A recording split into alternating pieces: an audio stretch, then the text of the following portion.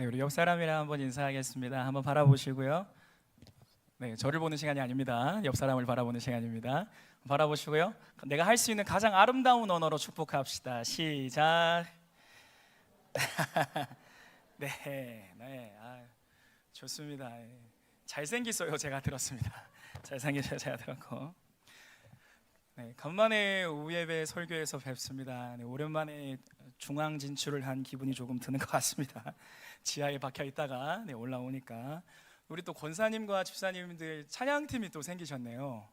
나날이 또 이렇게 발전하고 있는 것 같아서 너무 좋은 것 같고요. 저도 나날이 발전하고 있습니다. 이번에 청년 수련회에서 계곡을 갔는데 아이들이 이제 저를 못 들더라고요. 이제 보통 계곡에는 계곡에서 좀 던져지는 것을 기대하잖아요. 아무도 저를 던질 시도도 하지 않고 던졌는데 저를 이제 또 이렇게 던졌는데 제가 안 날아가가지고 물에 착지한 게 아니라 물과 그 돌의 중간 지점에 착지를 해가지고 살을 빼야겠다라고 생각을 하고 있습니다. 나날이 발전하는 저와 동산교회가 되는 것 같아서 기분이 좋습니다. 네, 오늘은 삶에서 만나는 주님이라는 설교 제목으로 말씀 짧게 전하고 싶습니다. 제가요 종종 외부 교회에 나가서 그 교사 강습회 같은 데서 강의를 할 때가 있습니다. 근데 강의를 다 끝나고요 제가 꼭 말하는 두 가지가 있어요. 강의를 다 하고 난 다음에 꼭 말하는 두 가지, 그 중에 첫 번째가 뭐냐면요, 이렇게 말하곤 합니다. 교사 여러분들, 제가 지금까지 한 이야기는요 저와 우리 교사 공동체가 우리 동산교회에서 했던 사역입니다. 이것을 그대로 하셨다가는 아무런 열매가 없을 수도 있습니다. 왜냐하면 저희 동산교회는 금종구 서동이라는 곳에 위치하고 있습니다. 이 지역만이 가지고 있는 분위기가 있거든요. 이 지역에 속해 있는 구성원들의 느낌이 있거든요. 또 저희 동산교회만 가지고 있는 문화가 있고 저희 동산교회 전체 리더이신 담임 목사님의 스타일이 있거든요. 그러니까 이 교회는 이 교회의 비전에 맞게 사역하셔야지 우리가 하는 사역들을 그대로 따라 하셔서는 절대로 안 됩니다 라고 첫 번째 말하고 하고요, 두 번째로 말하는 것이 있습니다. 그것은 162대 2의 법칙을 꼭 기억하라는 겁니다. 166대 뭐라고요? 2입니다. 여러분, 이것이 무엇일까요? 166대 2. 168이 어떤 숫자일까요? 네, 저희가 하루가 24시간이죠. 24시간 곱하기 7을 해버리면 168이 나옵니다. 일주일을 시간으로 계산했을 때 168이 나오는 거죠. 그러면서 이렇게 말합니다.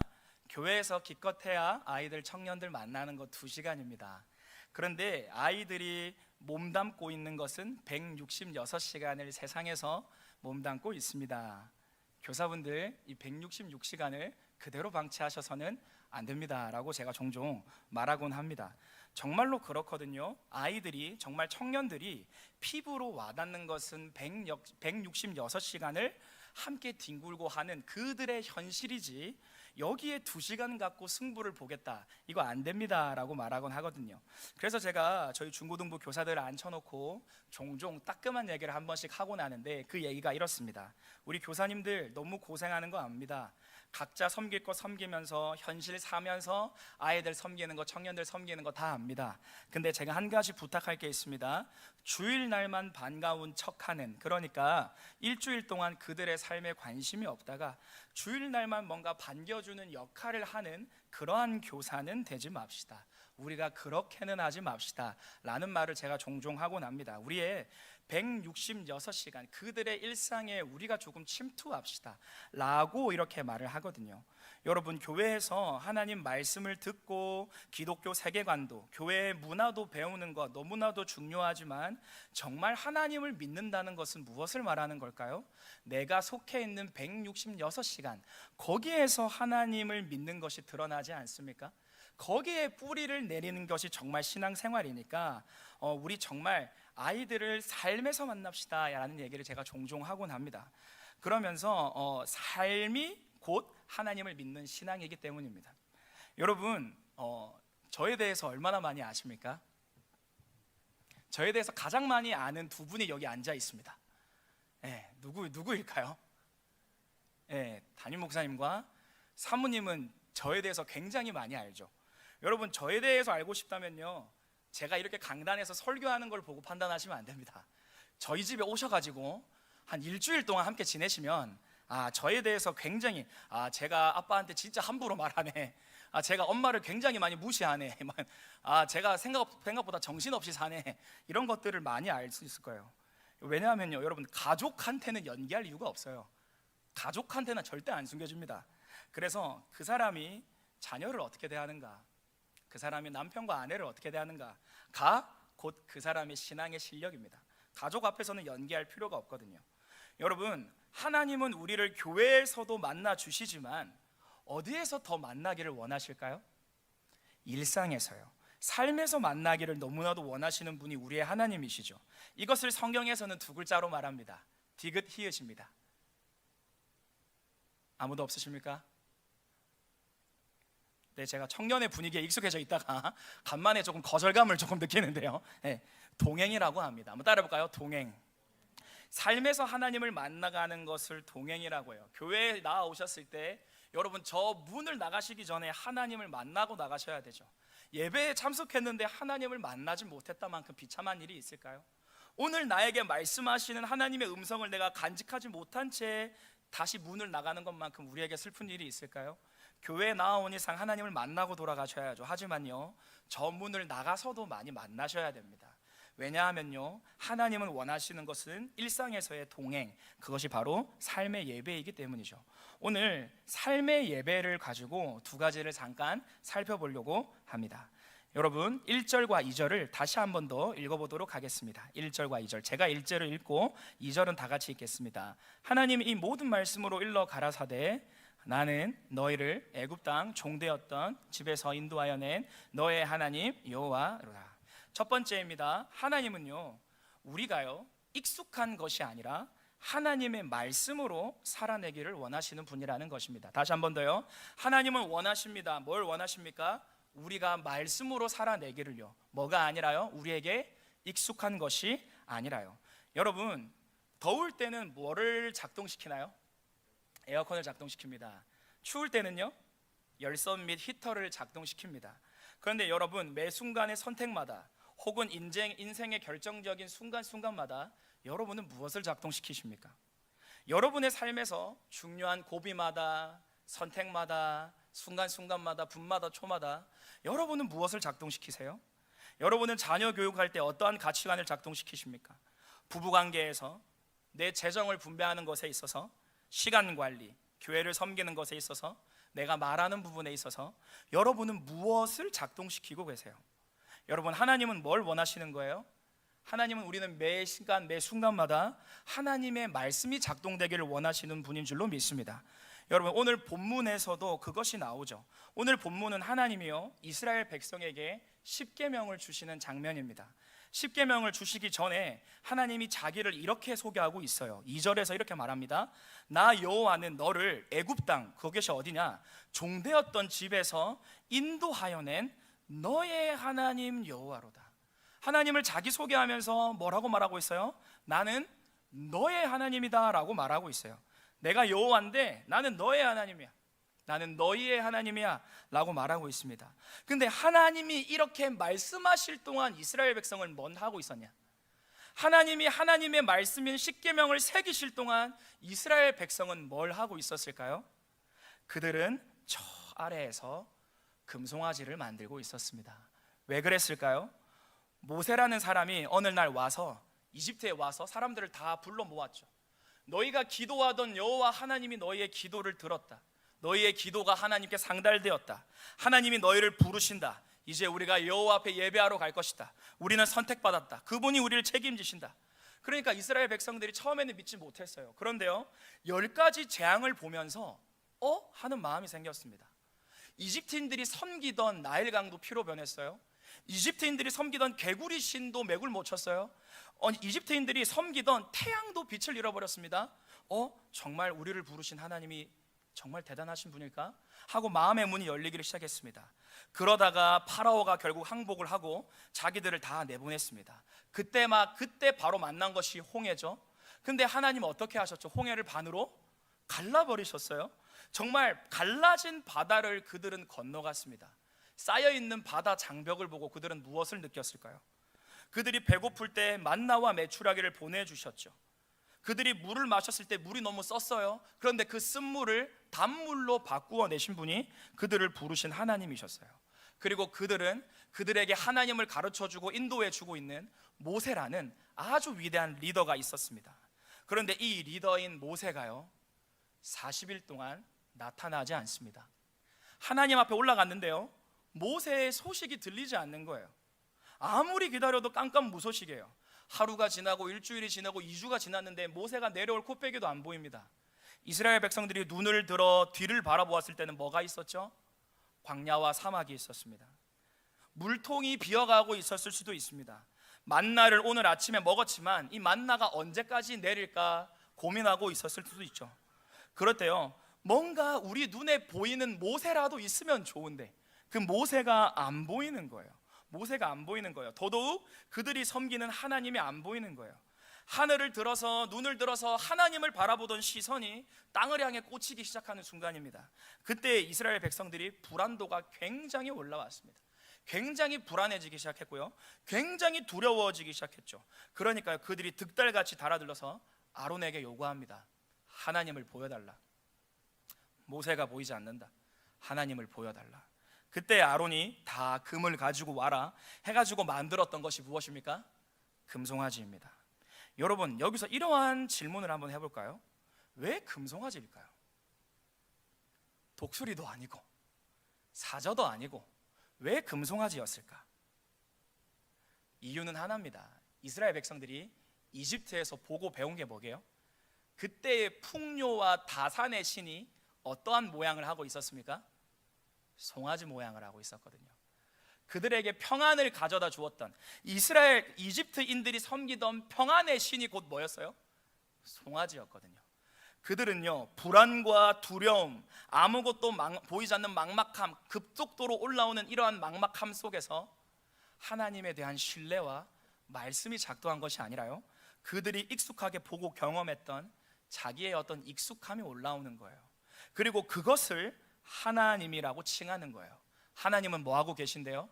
위에서 내가 너의 하나님이다라는 말씀을 준비하고 계신대요. 내가 너를 구속한 하나님이다. 내가 너희를 종되었던 그곳에서 부른 내가 여호와다. 내가 너희의 하나님이야 라는 그 10계명을 준비하고 계신데 그들의 두려움 앞에서 그들은 하나님을 택하기보다 자기 안에 있는 익숙함을 택했죠. 자기의 불안을 달래려고요. 여러분 우리의 삶이 혹시 이렇지는 않을까요? 우리는 우리의 불안 앞에서 무엇이 작동하고 있습니까? 우리는 두려움 앞에서 무엇이 작동하고 있습니까? 우리는 막막함 앞에서, 선택 앞에서, 고민 앞에서, 결정 앞에서 무엇이 작동하고 있습니까? 여러분 서점에 가시면 많은 책들이 있습니다. 근데 페리 노블이라는 참 목사님이 계세요. 미국의 목사님인데 참 책을 잘 지으시는 목사님인데 이 목사님이 제목도 기가 막히게 지었어요. 그 제목이요 삶의 어떤 순간에도 하나님이라는 제목이에요. 제목이 뭐라고요? 삶의 어떤 순간에도 하나님. 여러분 그렇습니다. 내 자녀, 내 아내, 내 부모, 내 남편을 마음대로 컨트롤하고 싶을 때 있습니까? 없습니까? 있습니다. 저도 중고등부 아이들과 청년들 그리고 제 부모님을 마음대로 컨트롤하고 싶을 욕구가 올라와요. 제 손에 놓고 싶은 욕구가 올라와요. 상처가 되고 아픔이 되지만 내 입 밖으로 상처가 되는 말을 뱉고 싶은 욕구가 올라와요. 한없이 무기력해지고 고립될 것 같은 느낌이 올라옵니다. 하나님 앞에서 지쳐갈 때 많습니다. 여러분은 혹시 그렇지 않습니까? 여러분 삶의 순간순간 어떠한 순간마다 여러분 안에서 작동되는 것이 무엇입니까? 여러분 하나님은 오늘 무엇을 말씀하시는 거예요? 딸아 아들아 말씀이 작동되기를 원한다. 네 불안함에 네 어떤 익숙함이 나오는 것이 아니라 네 잔머리 아니라 네 고집 아니라 네 경험 아니라 네 힘, 네 능력 아니라 너의 그 앞에서 너의 그 장벽 앞에서 내 말씀이 작동되기를 원한다 라고 먼저 말씀하시는 거죠.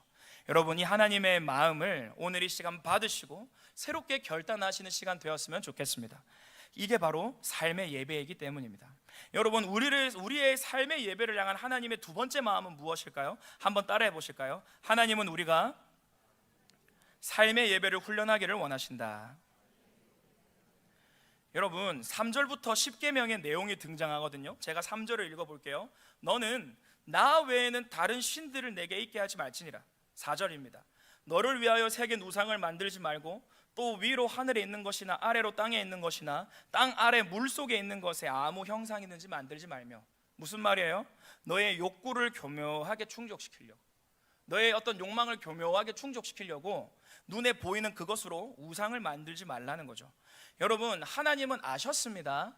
이스라엘 백성들이 얼마나 쉽게 하나님을 버릴 수 있는 존재인지를 하나님은 이미 아셨어요. 여러분, 이스라엘 역사가 어떤 역사이죠? 끝없이 사랑으로 다가오시는 하나님을 끝없이 거절했던 이스라엘이 그 역사가 아닙니까? 마치 저희의 삶과 닮지 않았나요? 하나님은 말씀하시고 우리는 귀를 닫고, 하나님은 말씀하시지만 우리는 까먹고, 하나님은 진심이지만 우리는 부주의하고, 마치 우리의 삶과 비슷합니다. 그럼에도 불구하고 하나님은 오늘 말씀하시는 거예요. 나 외 다른 신을 내게 있게 하지 마. 무슨 말입니까? 삶의 예배, 삶으로 고백하는 예배를 연습하라는 거죠. 네 삶에서 훈련을 하라는 거죠. 여러분, 제가 여기서 여러분들에게 여러분은 하나님을 믿지 않는 사람들입니다 라고 말하면 굉장히 기분이 언짢으실 거예요. 그런데요, 한 목사님이 책에서 이렇게 말씀하시더라고요. 그 목사님이 이렇게 하셨대요. 성도들 보고, 여러분들은 하나님을 믿지 않는 사람들입니다. 왜냐하면 하나님을 믿는다면 그렇게 살지 않을 것이기 때문입니다 라고 하니까 성도들이 하나 둘씩 울기 시작하더니 그 예배가 회개의 장으로 바뀌었다라는 거예요. 여러분, 요즘 실천적 무신론자들이 교회에도 조금씩 생겨나는 것이 교회의 아픔이지 않을까 싶습니다. 그것이 무엇이에요? 교회에서 예배를 드립니다. 교회에서 사도신경을 고백합니다. 교회에서 하나님을 고백합니다. 하나님을 믿는다고 고백합니다. 하지만 정직하게 삶을 깨어놓고 딱 떼어놓고 봤을 때 하나님 말고도 우리의 열정과 마음을 마치 숭배하듯이 투자하고 있는 여러 가지 영역들이 많다라는 거예요. 저 사람의 입은 하나님을 믿는데 저 사람의 삶은 하나님을 믿지 않고 있다라는 거예요. 그러면서 그 어떤 목사님인가 사람인지 모르겠습니다. 실천적 무신론이라는 책을 써냈어요. 여러분, 얼마나 슬픈 말입니까? 저 사람의 입은 하나님을 믿지만 저 사람의 삶은 하나님을 믿지 않습니다. 찬양 가사 이런 가사가 있죠. 나의 입술은 주를 닮은 듯하나 내 마음은 아직도 추워요. 여러분, 청년들과 훈련하면서 이런 것들을 잘 다루는 시간이 있었습니다. 너 정말 우리 정직하게 얘기하자. 나도 정직하게 얘기하고, 우리 시간 정말 인간 대 인간으로서 하나님의 말씀 앞에 노출되자. 나 하나님 믿는다. 나 그렇게 고백한다. 그러나 내 삶 떼놓고 보면 진짜 내가 크리스천일지 의심가는 순간이 많다 하면서 훈련 중에 나눔을 하는 거예요. 어떤 청년들도 고백하죠. 눈물로 회개하기도 합니다. 하나님 앞에서 신앙의 갈등을 얘기하기도 합니다. 너무 지쳐서 포기하고 싶다고 얘기하기도 합니다. 그런 훈련의 과정 속에서 우리 안에 얼마나 많은 신이 있는가, 내가 하나님을 믿는다고 하지만 내가 의지하고 있는 것들이 얼마나 많은가를 한번 점검하는 시간이 있었습니다. 너가 정말 아끼는 그것이 무엇이냐, 너가 정말 애정하는 그것이 무엇이냐, 만약에 하나님이 가져가신다면 바로 원망이 나올 그것이 무엇이냐, 그것이 너의 하나님이다 라고 말하고 있는 거죠. 그러면서 같이 이렇게 도전했습니다. 우리가 정말 힘든 그 순간에도 하나님이 여전히 우리에게 하나님이길 바란다. 우리 뜻이 이루어지지 않는 그 순간에도 하나님이 하나님이기를 바란다. 우리가 막히고 우리의 기대대로 되지 않는다 할지라도 우리 청년팀 훈련 여러분, 리더 여러분, 그 순간에도 하나님이 하나님이기를 바랍니다 라고 하면서 훈련의 시간을 나누던 시간이 있었습니다. 중고등부활도 마찬가지죠. 외모, 친구, 성적, 결혼과 연애, 직장, 안정적인 삶 많이 나옵니다. 우리 부모님 같은 경우에는 내 자녀의 입시, 명예와 평판, 건강, 여러 가지들이 있어요. 정말 여러 가지들이 하나님처럼 섬기는 신이 있습니다. 여러분, 이스라엘 백성들이 왜 선지자를 죽였습니까? 그들이 뽀록났거든요. 전문 용어 뽀록나다를 아십니까? 그들이 다 까발려졌거든요. 선지자의 말을 듣고 보니까 다 드러나는 거예요. 마치 제가요 넥타이 입고 정장 입고 강당 앞에 서면 아무 문제도 없는 사람처럼 보이지만요, 하나님이 제 인생 다 드러내시면요, 저 정말 아무것도 아니고요, 너무나도 제 안에 이상한 것들이 많이 들어있습니다. 선지자가 와서 이스라엘 백성들이 안에 있는 걸 다 드러내는 거예요. 이스라엘 백성들이 듣기 싫다 이거예요. 그만해라 이거예요. 저 말을 하는 선지자 보기 싫다. 죽이자. 저 메시지를 듣기 싫을 땐 메시지를 전하는 메신저를 처리하자라는 게 인간의 본성 아닙니까? 여러분, 오늘 우리를 향한 하나님의 마음이 무엇이에요? 무언가를 던져놓고 팔짱 끼면서 너 이거 하나하나 내가 보자 라고 하는 게 우리가 믿는 하나님이십니까? 아닙니다. 예수 그리스도 안에 있는 자에게는 결코 정죄가 없어요. 우리의 주님은 한없는 용서로 매일매일 다가오세요. 그럼 뭘 원하시는 거예요? 오늘 넘어질지언정, 오늘 다시 또 쓰러지고 내가 흔들릴지언정 삶의 예배를, 하나님을 하나님으로 인정하는 삶을 훈련하라는 거예요. 어디에서요? 삶에서요. 우리 여기서 아까 찬송 불렀잖아요. 우리 삶에서도 찬송 부르는 저와 여러분 되시기를 소원합니다. 우리 오늘 여기서 기도했잖아요. 삶에서도 기도가 살아있는 저와 여러분 되시기를 정말 소원합니다. 우리 아까 정말 사도신경 믿음을 고백하고 말씀을 들었잖아요. 삶에서도 믿음을 고백하고 하나님의 말씀 앞에 귀를 기울이는 저와 여러분 되시기를 원합니다. 여러분, 삶에서 진짜 하나님을 만나고 동행하는 것, 삶에서 다듬어지는 것을 하나님은 원하십니다. 하나님은 원하십니다.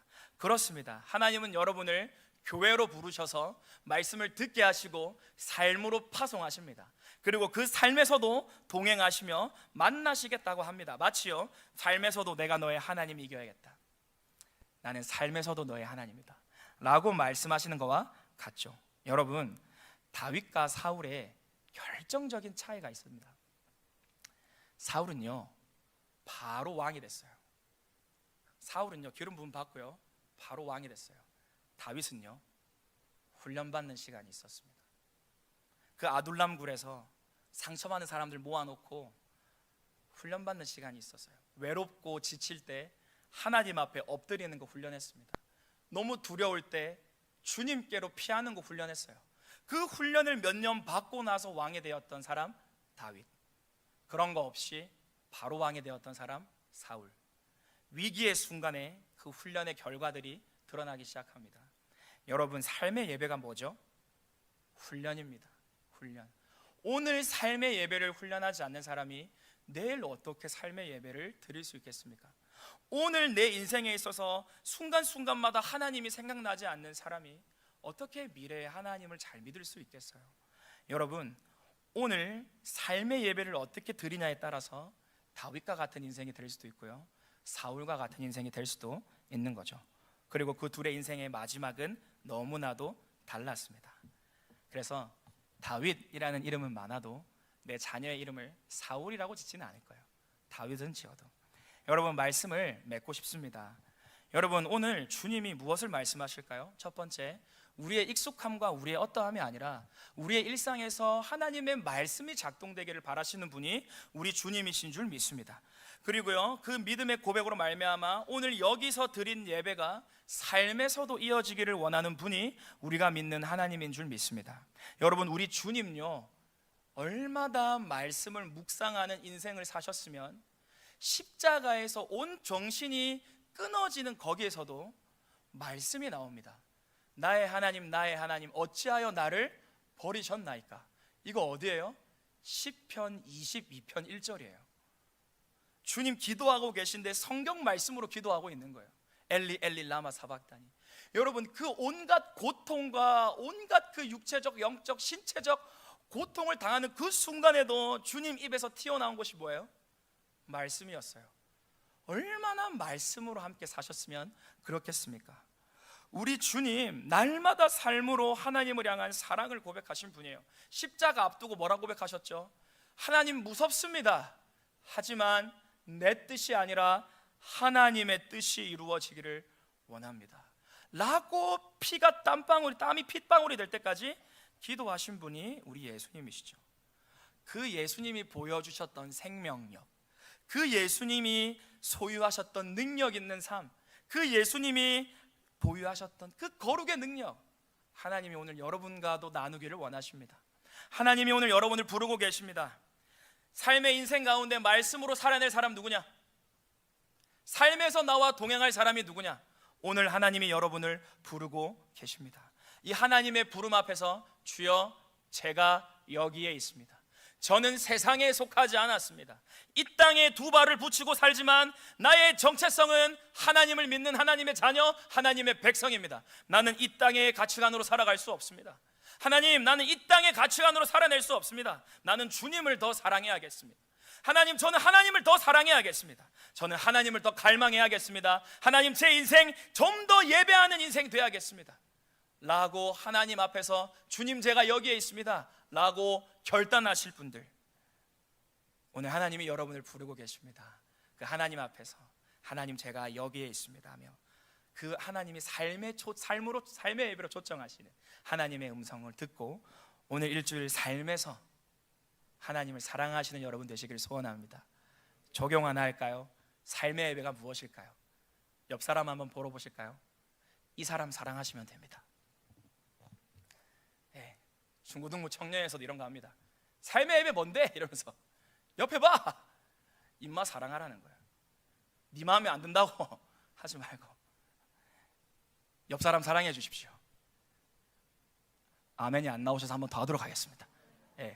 옆 사람 사랑해 주십시오. 내려가도록 하겠습니다.